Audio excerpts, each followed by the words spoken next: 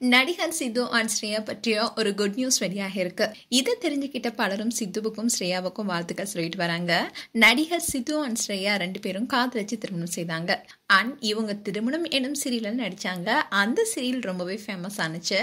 அந்த சீரியல்ல ரீல் பேரா நடிச்ச இவங்க சீரியல் நடிக்கும் போதே காதலிச்சு அதுக்கப்புறமா திருமணம் செய்து ரியல் கப்பல் ஆனாங்க. அண்ட் ஸ்ரேயா சித்து 2 பேரும் சோஷியல் மீடியால எப்பவுமே ஆக்டிவா இருப்பாங்க. போட்டோஸ் அண்ட் வீடியோஸ் எல்லாத்தையுமே சோஷியல் மீடியால அப்டேட் பண்ணிட்டே இருப்பாங்க. அப்படிதான் ஒரு முறை ஸ்ரேயா பிரெக்னெண்டா இருக்கிற மாதிரி ஒரு வீடியோ அண்ட் போட்டோவை ஷேர் பண்ணியிருந்தாங்க. அந்த வீடியோ சோஷியல் மீடியால வைரல் ஆகி ஸ்ரேயா பிரெக்னென்ட்டானு பலரும் கேட்டாங்க. அப்புறம் தான் தெரிய வந்தது ஆட் ஷூட்டிங்காக எடுத்ததுன்னு. அண்ட் இந்த கியூட் பேருக்குன்னு பல ஃபேன்ஸ் இருக்காங்க. இந்நிலையில சித்துவும் ஸ்ரேயாவும் பத்தியான ஒரு குட் நியூஸ் வெளியாகி இருக்கு. அதாவது 2 பேரும் சேர்ந்து திரும்பவும் பேரா சீரியல் நடிக்க போறாங்களா, அதுவும் ஜீ தமிழ்ல. ஸ்ரேயா ஏற்கனவே ரஜினி சீரியல் நடிச்சாங்க. திரும்பவும் கம்பேக் கொடுக்க போறாங்க. சித்து கலர்ஸ்ல திருமணம் சீரியல் நடிச்சாரு. அண்ட் விஜய் டிவில ராஜராணி சீரியல் 2ல நடிச்சாரு.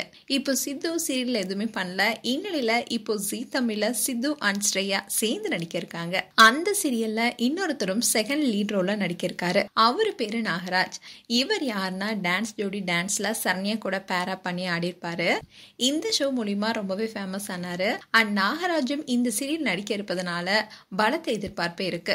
அண்ட் சித்து, ஸ்ரேயா, நாகராஜ் இவங்க நடிக்கிற சீரியலுக்கான பூஜையும் போட்டாச்சு. அதை கூட ஸ்ரேயா பூஜா போட்டோவை ஷேர் பண்ணி சோ எக்ஸைட்டட்னு சொல்லியிருந்தாங்க. அண்ட் இந்த சீரியலுடைய பெயர் சரஸ்வதி சபம்னு சொல்லப்படுது. பட் சீரியலுடைய பெயர் இன்னும் கன்ஃபார்ம் பண்ணல.